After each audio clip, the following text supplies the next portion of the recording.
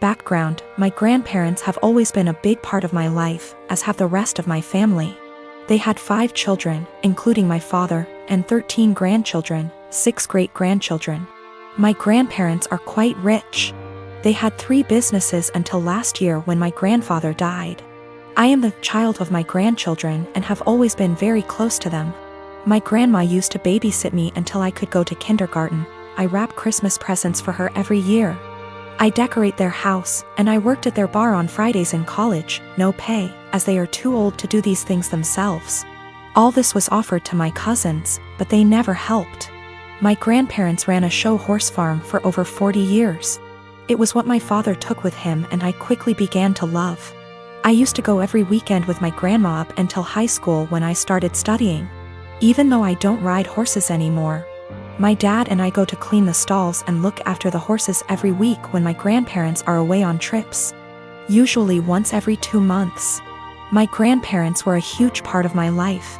Problem: my grandmother died 4 weeks ago. It was devastating. My grandmother left my aunts, uncles, and dad about $85,000 each. Money for which she and my grandfather worked very, very hard. It was expected. What was not expected was that they would leave me just over $45,000 along with some other valuables. I was honestly shocked. All my cousins received about $2,000 each and a few trinkets. Obviously you can see where it was going. My aunts and uncles were at the reading when I was told, so they told their children. Everyone except the parents is furious. My cousins, who are already adults, demand that I divide them equally. I don't feel like I should. I was very close to my grandparents and did a lot for them, but it's hard. My family is very tight-knit and we have holidays / monthly parties / dinners / etc. together, every year. I never expected money to tear us apart. This money can change a lot for me. I could pay off my $10,000 student loan and put the rest into my upcoming wedding / future kids / savings account. A small part of me wants to share it equally, just to have everyone together. But there was a reason they left this to me. They didn't do it to hurt anyone. I was the only one who visited them and helped them. None of them took the time to see them, except for family gatherings. But no one understands this except my parents. It seems to me that I alone destroy the family. My aunts and uncles won't talk to my father until I split the money, and my cousins won't talk to me. I only have a student loan and a car payment, so I don't have much debt, but it could give me a comfortable future. They all keep throwing in my face that they have families, house payments, college to pay for, etc. They keep saying I've been planning this for a long time, but I really didn't. I loved my grandparents. My fiancé tells me to forget about them and do what's best for me, but I'm a big family man.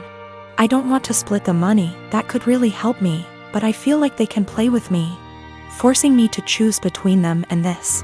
My parents also want me to keep the money for myself, as they think my family members are being ridiculous in demanding it. Is it right for me to keep that much? I feel like I deserve it. Is it right for me to put this money on my family? Or are the people I've been so close to all my life taking advantage of me? $45,000 versus $2,000 is a huge difference. PS, there is more in the will than I explained. Houses, classic cars, horses, farm, land, CDs, etc.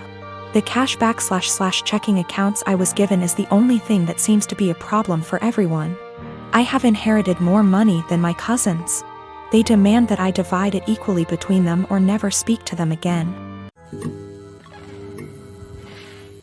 My boyfriend and I have been together about a year, and when our city implemented lockdown for the virus, he decided to quarantine with me at my apartment as I live alone and have a nicer apartment, and he has several roommates.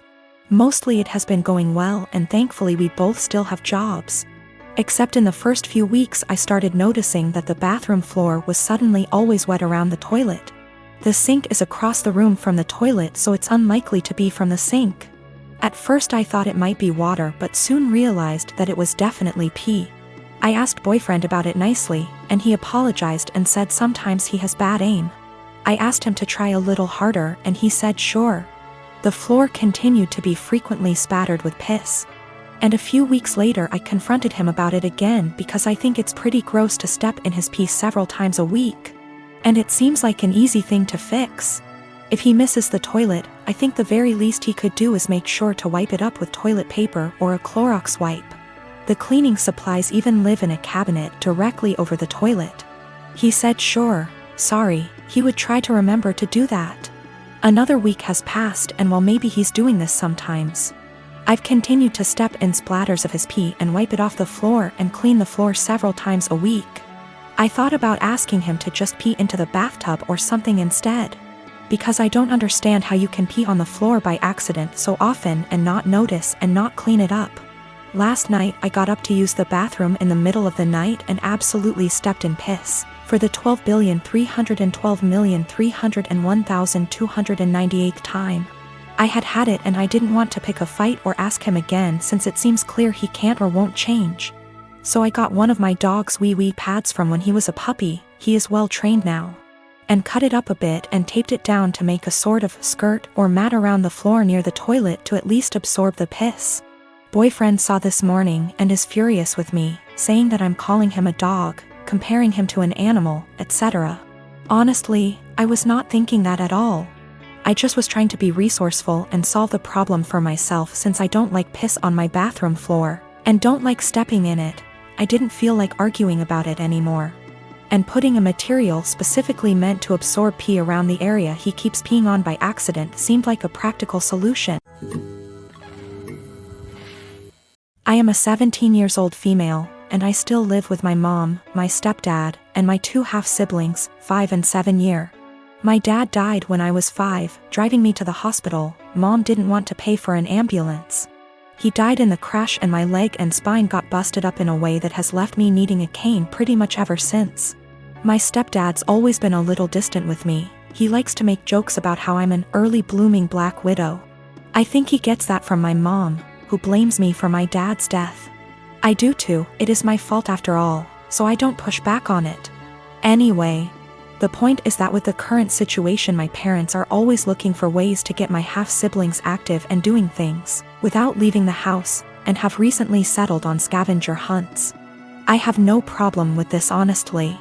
I wish they'd stop hiding stuff in my underwear drawer, but it's a 5-year-old and a 7-year-old, so that's not the worst. My problem though is that they keep taking my cane when I'm not looking. I tend to get lost in my homework and my writing hobby and zone out, and having it be one of the items that my half-siblings have to find. When I complain to my stepdad, he's a SAHD, so is usually the one running these things. He scolds me for being selfish and points out that my swivel chair has wheels if I need the bathroom and that they always get it to me before I have to go downstairs for dinner. I tried my mom yesterday, and she said that I was being a brat and that if I wanted a father who cared about me I shouldn't have killed my dad. I got really upset at that point and called my grandparents, my mom's parents. Dads are dead too. They showed up at 10 p.m. yesterday, and Grandma screamed at them while Grandpa packed my stuff up and helped me out to their car.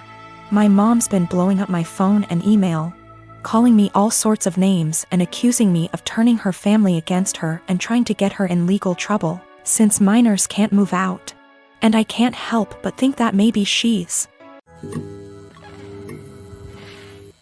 I have 3 siblings between the ages of 10 and 18. I'm the oldest, 4th at 25. Every year on every single one of our birthday, we're expected to celebrate my mom as well. We've done it since we were little. It was taught to me as giving thanks for carrying plus giving birth to us, which I'm all for. I am grateful as we wouldn't be here without her. The issue is though, it becomes less of our birthday and more so an anniversary for the day our mom gave birth. Every year on our birthday our mom gets gifts too. As we got older, we're now expected to get her monetary gifts, and not cards, or homemade stuff. Just recently was my birthday and I was gifted some much needed clothes and dishware for my new apartment. My dad however got my mom a new MacBook. My siblings all got her gifts too. My youngest brother isn't expected to give much, but my 16-year-old sister and 18-year-old second brother work, so they're expected to give gifts too. My sister pulled me aside before my birthday and said she was sorry she couldn't get me much. She got me a sweater, I love it, and that she wanted to get me more, but our mom was pressuring her to get a certain necklace for our mom. Apparently my mom had been dropping hints for months, and my sister was worried our mom would be upset and feel underappreciated if she didn't get it. I asked how much it was, and my sister said it was $300.